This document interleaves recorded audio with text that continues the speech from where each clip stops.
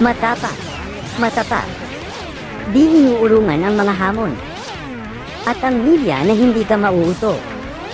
Ganyan nilarawan ang pagbabalita ni John Marquis. Magandang gabi sa inyo mga kabetlog at makakasama natin ang nag-iisang matapang matapat ang tunay na pagbabalita. Walang iba kundi ang founder at host ng nag-iisang media in the Philippines, na si John Marquis. Hi Cyrus at sa mga nanonood ng Balitang Bayag. Ganito kasi nagsimula yan one time sa sobrang bias ng mga balita na pinapanood ko.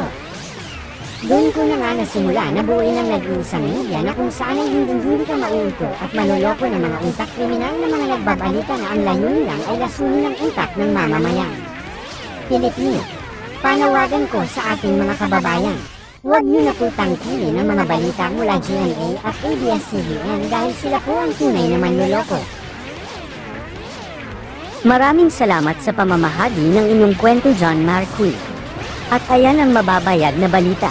Ako si Cyrus Couturma at eto ang Balitang Bayag.